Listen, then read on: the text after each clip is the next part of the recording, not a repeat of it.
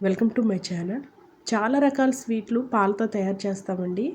కానీ ఈ milk pudding bytes మాత్రం చాలా డిఫరెంట్గా టేస్ట్గా ఉంటాయి. ఎక్కువ పంచదార కూడా అవసరం ఉండదు. పళ్ళు లేని చిన్నపిల్లలు, ముసలి వాళ్ళు కూడా ఈజీగా తినేయగలరు. అంత మెత్తగా ఉంటాయి. వీటి తయారీ విధానం చూద్దాం.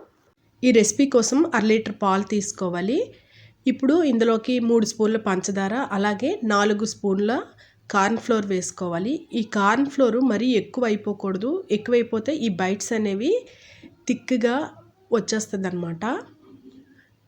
ఇవన్నీ వేసుకున్న తర్వాత బాగా కలిపి ఉండలు లేకుండా చూసుకోవాలి. ఇప్పుడు స్టవ్ ఆన్ చేసి పొయ్యి మీద పెట్టుకొని ఉడకనివ్వాలి. ఈలోగా ఒక ప్లేట్ తీసుకోండి. అందులోన నెయ్యి రాసేసి రెడీగా పెట్టుకోవాలి. చక్కగా ఈ రెసిపీ అనమాట 5 మినిట్స్లో రెడీ అయిపోతుంది. చూడండి, ఇలా కలుపుతూ ఉండండి. కొంచెం అడుగు పట్టకుండా చూసుకోవాలి.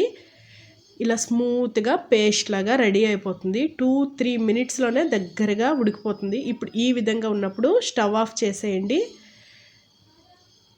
కార్న్ఫ్లోర్ ఎక్కువైపోతే ముద్దలుగా అనమాట వచ్చేస్తుంది.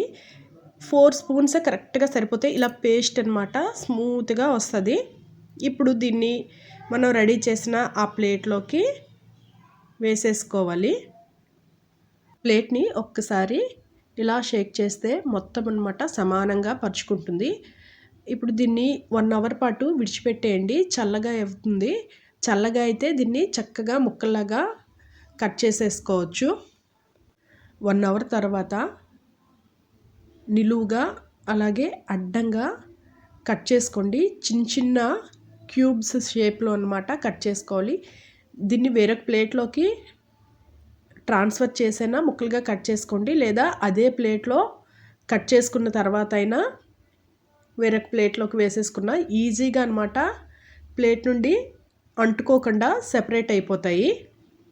ఇదిగో ఈ విధంగా చూపించినట్టు ప్లేట్ని వేరొక ప్లేట్లోకి ఇలాగా బోర్లించేస్తే చక్కగా ప్లేట్ నుండి సెపరేట్ అయిపోతాయి. చక్కగా చూడండి క్యూబ్స్ ఎంత బాగున్నాయి. వీటిని ఈ విధంగా చక్కగా తినేయచ్చు, లేదా ఇంకా ఎడిషనల్ టేస్ట్ కోసం వీటిని ఎండు కొబ్బరిలో ఈ విధంగా డిప్ చేసేసి ఒక 1/2 అవర్ పాటు ఫ్రిడ్జ్లో పెట్టేసి సర్వ్ చేసుకోండి. చాలా బాగుంటాయి. పళ్ళు లేని వాళ్ళు, చిన్న పిల్లలు కూడా ఈజీగా తినేయచ్చు. అంత బాగుంటాయి. నోట్లో వేయగానే కరిగిపోతాయండి. Thank you for watching.